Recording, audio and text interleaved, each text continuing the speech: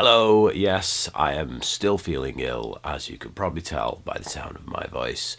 It is kind of disappearing fast.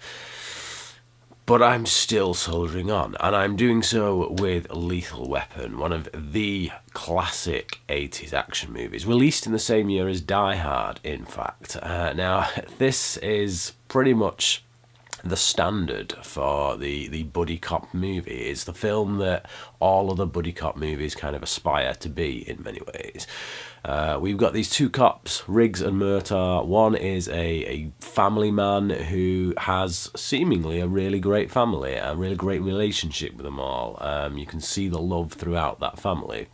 And then you've got Riggs, who did have a family. He had a wife and lost her, and that has done some serious damage. It has taken its toll, and he's finding it hard to cope with life. He's alone other than the dog that he has with him, and each night he probably considers putting a bullet through his face, really. You know, we see this during one scene.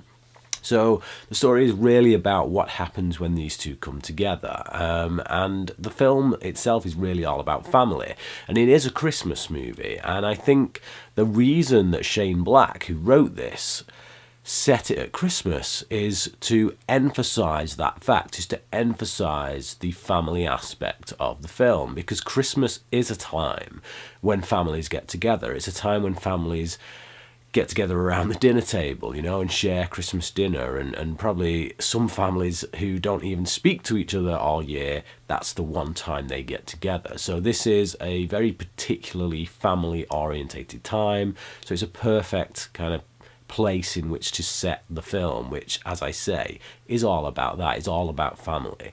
Riggs is brought into Murtaugh's family. He's treated as a member of that family, and in so doing, he's kind of redeemed in a way. He changes his outlook on life. He becomes more hopeful by the end of the film. He feels like he belongs to this new family. So yeah, it's a great film, but other than that, you know, all that lovey-dovey family stuff, we've got some kick-ass action, which is really what, you know, die-hard action fans really kind of come to this for. Riggs is an absolute psychopath, and he has a bit of a death wish throughout this film, which kind of instigates many of the action scenes, because he just goes headlong in, guns blazing, without really a second thought about what the consequences might be. And that does make for some rather hilarious situations, particularly a drug bust towards the beginning of the film when we first kind of see him, and he just lays it out all on the line, and he goes a little bit psycho with one guy and kind of tells him to shoot him, and then again with this guy who says he's going to jump off this building, and he kind of handcuffs himself to him and then forces him to jump anyway. So yeah, it's a very humorous film as well. For anyone who knows the movies of Shane Black, this has got all his hallmarks all over it, you know, not least of which is the Christmas theme, which he tends to do a lot. He always sets his films at Christmas, or if the whole film itself isn't set at Christmas, he'll at least get a reference in there. You know, his most recent film, The Nice Guys, the last scene in that is at Christmas. Again, another film about family, another film about two dysfunctional people who come together and almost kind of create this family, this new sense of family. I recently watched The Last Boy Scout, and there are so many correlations with that film and Lethal Weapon. And there's even lines of dialogue in that film that were ripped from this. There's this whole idea that there are no heroes left. That is a line of dialogue that appears in this film, which Shane Black then later used in The Last Boy Scout. So he's very kind of preoccupied with certain ideas and with certain themes that, if you look back, if you trace them back to this film, they are all here. But this, of course, isn't just a Shane Black film. It's Richard Donner's name on the director's chair, and I think this guy is one of the most unsung heroes of the modern blockbuster. You know, he practically created the superhero comic book movie with Superman. You know, that was the tentpole for so many years, and it's still one of the tentpole comic book movies. And again, you know, with this, he takes Shane Black's script and he makes something of it. He does an absolutely fantastic job, both in the action stakes and the comedy stakes, and he really gets the best performance performances out of his actors. Mel Gibson is cracking in this.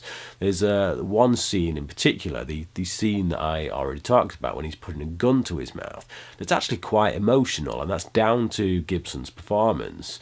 Richard Donner gets an absolutely staggering performance from Gibson in that moment, and throughout, really. He really sells it as a crazy, which, knowing Mel Gibson's later career, it's not hard to understand why he's able to sell that, but there you go. If I had one criticism of this film, it would be the score. I wasn't particularly a big fan of the whole jazz saxophone score way back when it first came out, and I'm still not. It just, I don't know, it doesn't quite feel right. It never has done. It seems really out of place and intrusive. Every time that saxophone comes in, it's just like, whoa, tone it down, bro. But yeah, beyond that, I'd say it's a perfect action film, and it's just about up there with Die Hard. I think because of that whole music thing, Die Hard is perfect. I can't really fault it. So Die Hard probably just about takes it, but it's by a very, very slim margin. Two classic action movies, very influential in the action genre, that both came out in the same year. Absolutely brilliant. I give this a 5 out of 5, and it still holds up even today against other modern day action films. But what about you? What do you think? Have you seen this movie? I don't know why you wouldn't have by now, but hey ho.